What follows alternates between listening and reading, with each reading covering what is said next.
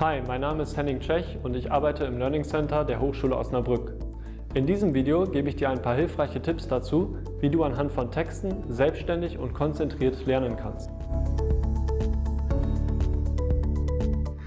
Beim Lesen von komplexen Texten ist es wichtig, dass du strategisch an die Sache herangehst. Das heißt, du solltest nicht nur den Leseprozess selbst, sondern auch die Vorbereitung und die Nachbereitung in den Blick nehmen. Bevor du mit dem Lesen beginnst, solltest du dir die Frage stellen, zu welchem Zweck du den Text genau lesen möchtest.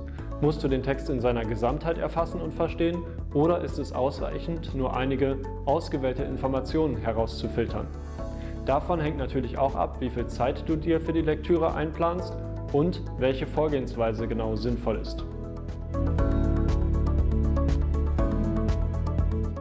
Vor allem, wenn du den Großteil des Textes genau lesen musst, ist es wichtig, dass du vor dem Lesen dein Vorwissen zu dem jeweiligen Thema des Textes aktivierst.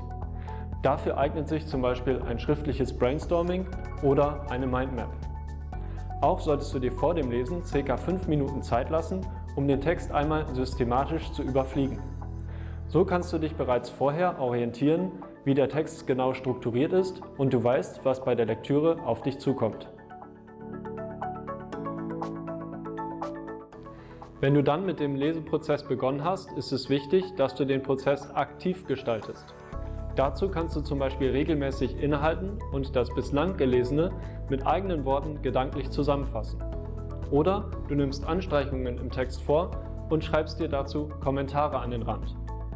Die Arbeit mit bunten Textmarkern kann dir dabei helfen, wichtige Informationen des Textes später schneller wiederzufinden.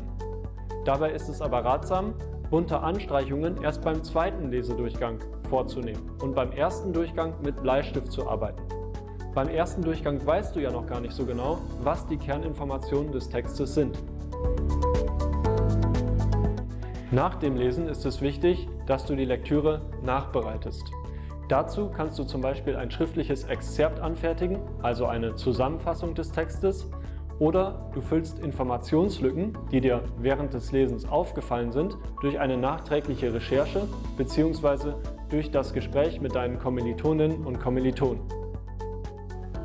Wenn du noch Fragen hast, kannst du dich jederzeit gern an die Mitarbeiterinnen und Mitarbeiter des Learning Centers wenden. Wir bieten zu verschiedenen Themen Beratungen und Trainings an. Hier unten findest du den Link zu unseren Angeboten. Dort gibt es zum Beispiel auch Informationen zu unserem Zertifikatsprogramm Studium Plus. Und nun wünsche ich dir viel Erfolg bei der Lektüre deiner Texte.